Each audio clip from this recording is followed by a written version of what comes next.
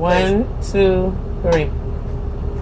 Okay, so basically the next step is you're going to be doing a parking brake test, which consists of 4 brakes. You have the parking brake, service brake, the air leak test, and then the emergency brake test.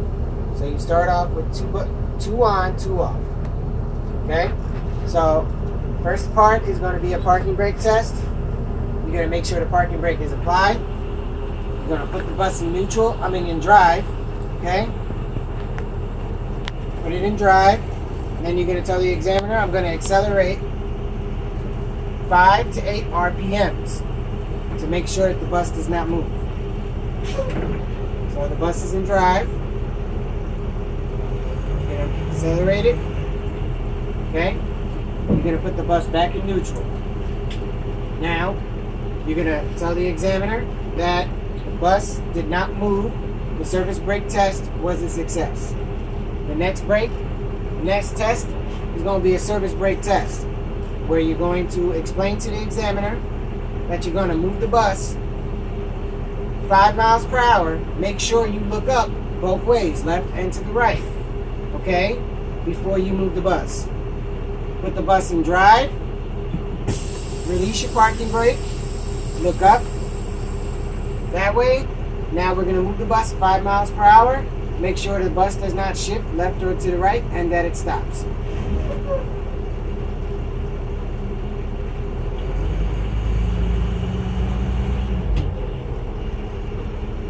Okay? Stop the bus, put it in neutral, parking brake. Explain to the examiner the bus did not move or shift to the left or to the right and that it stopped. Therefore, now the parking brake test, service brake test is a success. Now, here's the next step. You're going to turn your bus off. Okay?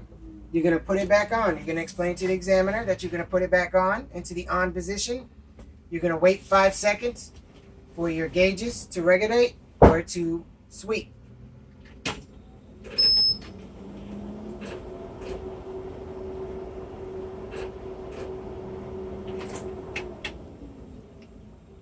Okay?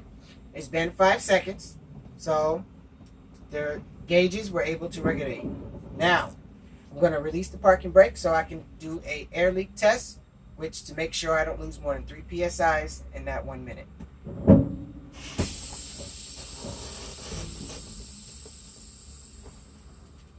You're going to let the examiner know when the time starts. Make sure you do not start your test until that sound disappears.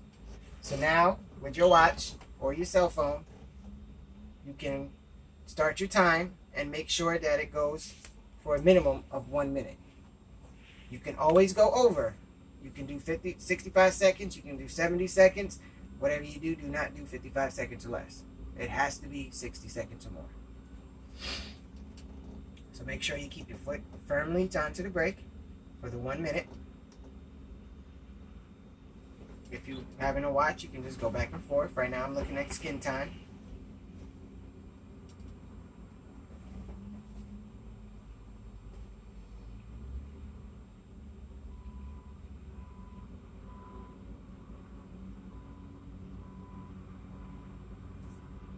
Okay.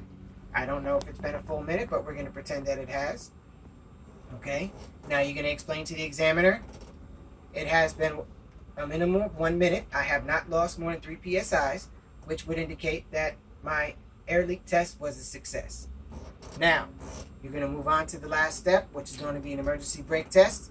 You explain to him what you're going to be doing. You're going to pump the brakes until it reaches a minimum of 60 psi's. At that time, your alarm and sound indicator is going to go off. You're going to continue pumping until it reaches approximately 40 to 0 psi's. At that time, the emergency brake should pop left. Okay? So now we're going to start pumping.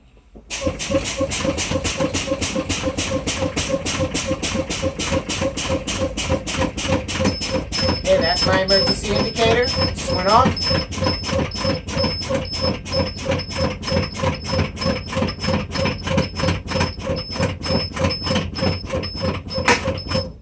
Okay. that was my emergency brake. It just popped out. So now what I'm going to do is I'm going to turn the bus back on to build the air. So my emergency brake test popped out, therefore it made it a success. So now we're going to turn it back on. Okay? The alarm and indicator is still going to keep going until it reaches a minimum of 60 psi's. At that time, it's going to turn off, and I will not be able to move this bus until it reaches a minimum of 100 psi's. At 120 psi's, that's when your governor is going to cut out. So now, you just sit back, you relax, and you wait. Do not get out this seat until it reaches 100 psi's. You already explained to the examiner what is going to take place, so now you just sit back and wait. Like I explained to you guys before. You want to explain what you're going to do, perform the action, and then explain what happened. So keep that in mind. You don't want to multitask or anything like that. There's no need. More pressure added to y'all. So you don't want to do that. Explain, perform, and then explain what happened, what transpired.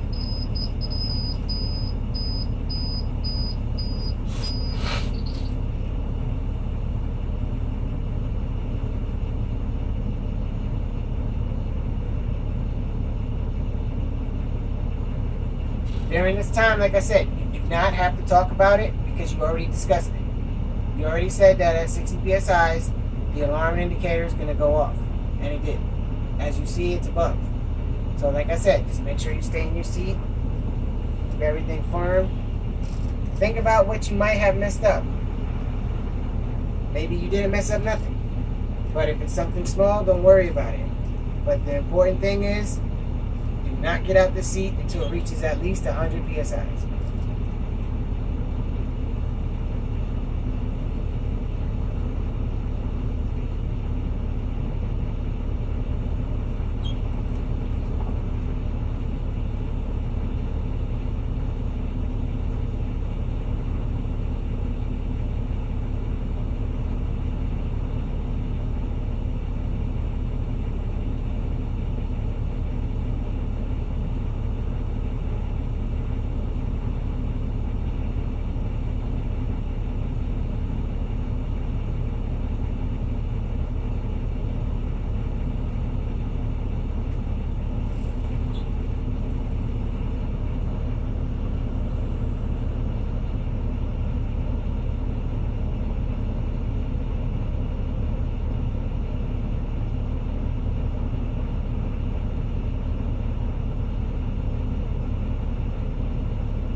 Okay, it is now approximately 100 psi's. You don't have to say that. I'm just explaining it to you guys so you guys understand where you're at. So now we're over. So this is when you turn around and you would ask the examiner if it's okay if you could check the rest of your bus. In this situation, I believe I did everything correctly. So therefore, he should tell me to go ahead and continue. Y'all can stop now.